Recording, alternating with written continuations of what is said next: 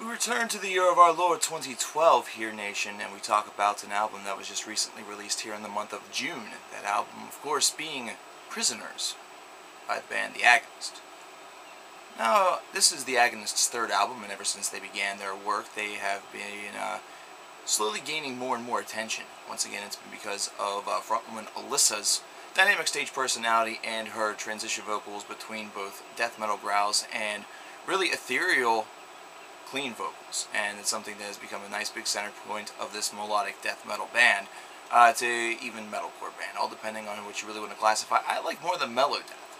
You know why I really like the melo-death? This album is one of the big reasons why I really like the melo-death tag, because even though there are some of those traditional metalcore strict tags that go along with this, or staples that go along with this, I really see the melo-death a whole heck of a lot more. I see it more in the melody. I see it more in the riff structure. I see it in the composition and everything along those lines.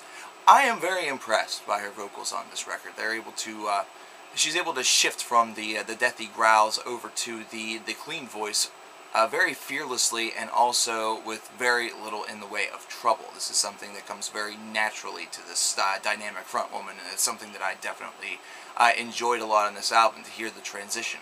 The music itself, in some parts, in some portions, is not unlike something that I've heard before. Some bands that I could really use as comparison would happen to be some of their, inspirations, such as Dark Tranquillity or In Flames, but they also boldly and fearlessly kind of mold together some progressive stylings as well to kind of go that extra mile for a band of their stature. This is a band and an album that has definitely made some waves ever since its announcement and its original release here about 2 weeks ago. And the reason for this, I believe, is because this is a very diverse album. It's something that kind of trips the rift of the melo-death universe and kind of goes outside the box a little bit in its own unique way.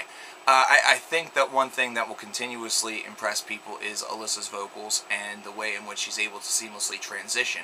However, do not ignore this band, the band that's behind her, because they're putting together some very impressive and very memory-worthy riffs and some excellent complex patterns and very, very nicely done song composition on this record. So, overall, the body of this beast is certainly something to marvel at. Now, did they take any bold and impressive leaps to really jump out? Well, yeah.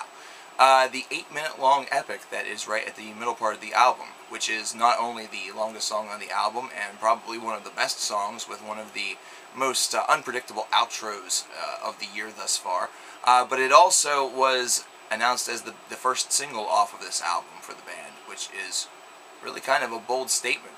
To have your longest song be your opening single, I mean, obviously, if there would be any sort of radio airplay, it would have to be cut and mutilated to the point in which you could hardly tell what it is.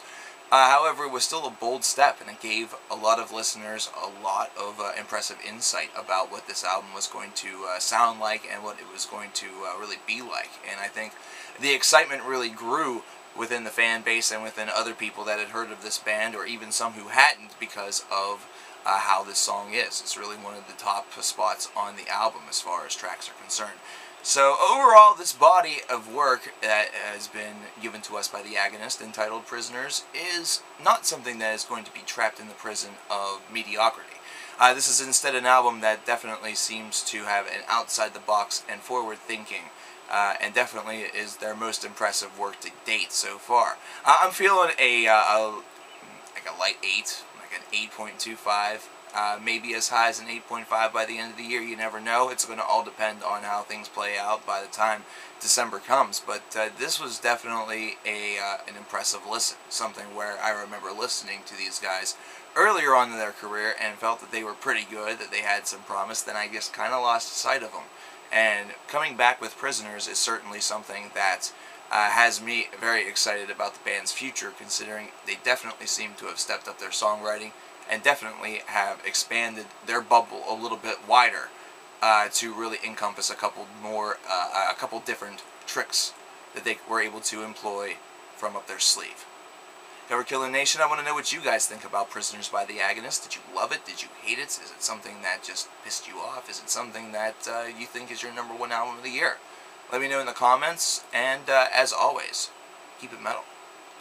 Horns up, motherfucker.